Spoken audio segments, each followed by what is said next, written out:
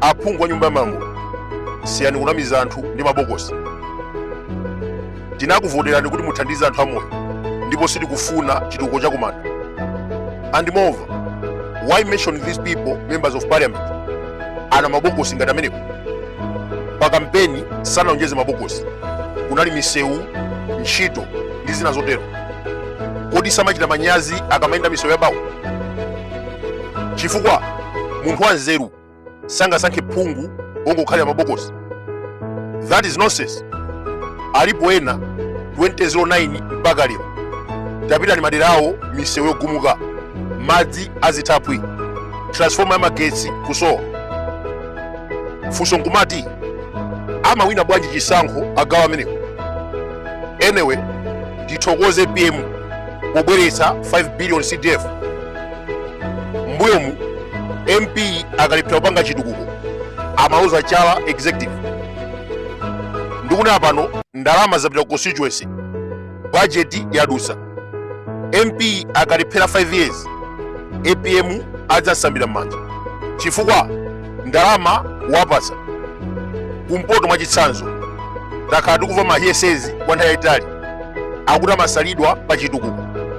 And now Professor Peter Mutharika wapatsa 5 billion pa constituency.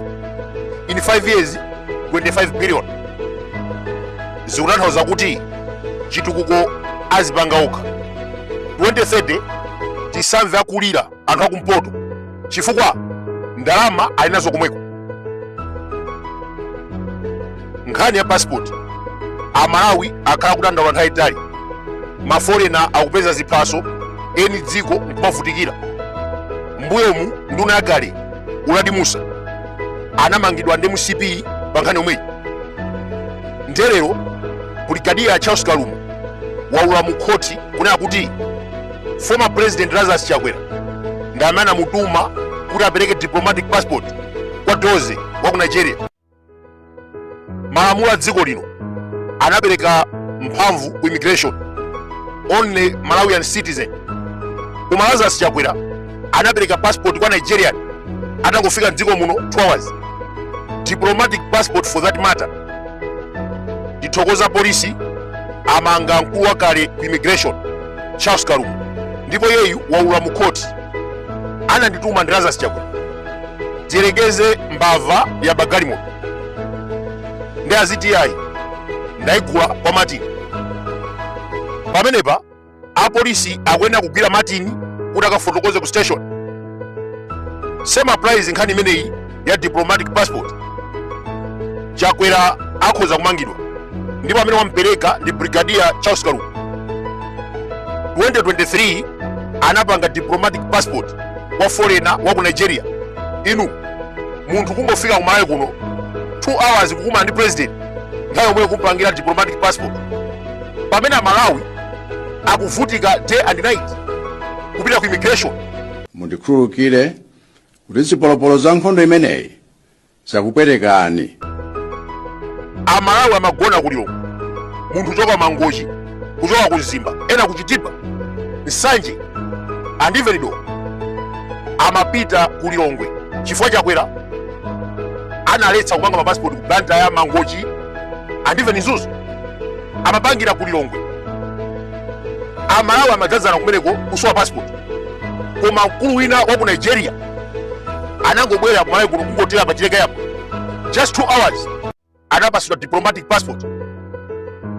Nambala ya passport MWD 001402 anapereka kwa Doze. America inakwira tikukumbukira mpaka America inapereka ma restrictions pakanya passport amene akuti Malawian passport ndi ya China. So Achakwera kamangidwa sinkhani ndani. Uladi Musa anamangidwa tonse tinaombera m'manja kuti aya Uladi Musa amapereka ma passport kwa Burundi, kumapereka ma passport kwa amweni anthu akunja osadziwika bwino ma Ethiopians ali ndi ma passport a Malawi chifukwa cha Uladi Musa anamangidwa. MCP ndimene amanga Uladi Musa tonse tinaombera m'manja. Lero Achakwera anamuuza Kalumu upange passport kwa Nigeria amene wangofika dziko muno 2 hours. Diplomatic passport for that matter. Ndi Kalumotu anamangidwa ndi polisi. Lero akulula mkhoti kuti ayi ndinachita kutumidwa ndi Achakwera. Achakwera ndamana ndiuza kuti mupange diplomatic passport. Ndiye maamula dziko lino akwalola Achakwera kupanga zimenezi. The answer is no. Malamulo a dziko akunena kuti president akhoza kupereka diplomatic passport koma kwa Malawi. Munthu ameneyi sanakhale ku Malawi kuno even 5 years, even a year, and even a month. Analandira passport, diplomatic passport. Kodi amampasa chifukwa chani? That is corruption. Kalumo wampereka Chakwera. Simple term. Akamangidwa sinkhani ya ndani. Daona Chakwera anamanga Uladi Musa kuti ayi ino Uladi Musa mapereka ma passport kwa Burundi, mapereka ma passport kwa amwenyi. Takumangani tinamuona Uladi Musa, former minister of Homeland, akugona kumora prison. Chaka chinatali komweko. Lero iwowo anamanga nzawo pa zifukwa zomwezi, akuchita so zomwezi. Now tikufuna maamula akwere ntchito. Akaluma ku prison asatuluke akhale komweko mpaka Achakwera apiteko. Chifukwa taonapo anthu akupa magalimoto, akapa magalimoto kupita ku polisi amaulula kuti ayi sinaende katu naende auje amagwidwanso kuna kafotokoze mbali yawo. Khoti likapeza olakwa kapena ayi Achakwera apite kumeneko amangeni akafotokoze. Chifukwa munthu ameneyi waononga dziko lino. Inu mukudziwa kuti Achakwera anagula fertilizer ku Buchani sanamangidwe. Nkhani ya mapassport imene tikunena pano anayiwononga beyond repair mpaka kumatinamiza kuti ayi system yapangidwa haki. Ine kuti ndizikamba za mbuyo pamene ife tupita chitsogolo tikusiyeni ino Times ndi Bakili TV muzikamba za mbuyo.